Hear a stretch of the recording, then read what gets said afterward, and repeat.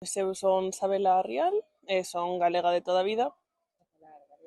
Eu sabía dende pequena, entre que o meu pai falao sempre aos meus avós, eu seino dende sempre, na escola sempre o falaron, e o meu pai é galego falante, pero eu nunca o falara. Sí, é que a fai, pois igual un ano ou dous, sobre todo foi un pouco a raíz de ter unhas conversas coa miña parella, que ele é catalán, e sabemos que o catalán pois teñe moita máis identidade coa lingua e se gustalle moito máis falala ca nós.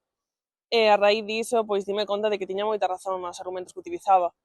Vino falar, gustame falalo, as miñas amigas son case todas galegofalantes, por que non intento animarme a falalo máis? E aínda que a veces aínda me costa volver a falar o galego, intento non cambiar o castelán. A miña nai reiouse moito e o meu pai dicía que estaba moi ben que lle falara el galego e que intentara falar galego con el. Un día chamei, no ano pasado estive en Erasmus, estaba en Polonia, e cando chamaba a miña familia falaba en galego.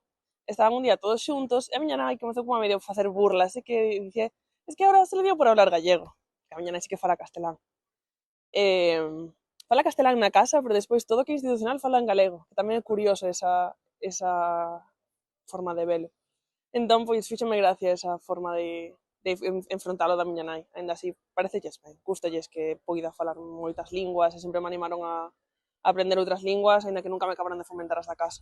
Falta moita xente que queira facer cousas en galego e que queira facer cousas distintas, porque creo que tiramos moito cando facemos música en galego folclore noso e facemos moito pois, turuxo e tal, que soa super ben, a min encántame escoitalo, pero non me pasarei unha tarde inteira escoitando o tipo de música galega que facemos. Non creo que temos que fomentar máis a nosa lingua intentando facer música distinta.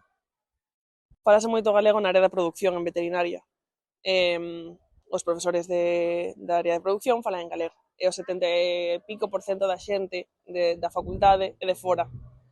E houve moitas queixas, e sobre todo ao principio de curso, cando no grupo se falaba galego, no o primeiro ano a xente dicía, pero como ides falar galego se ninguén fai esta pregunta cando vai a Cataluña, por exemplo. Eles asumen que teñen que aprender catalán, por que non ides aprender galego? Cando é moi fácil de aprender e moi fácil de entender. Dame moita pena. Tamén por iso animo a moita xente a que intente, polo menos, entendelo. Que non me fagas a mí cambiar a lingua porque ti non poidas ou non queiras, porque formas tes, non queiras aprendelo.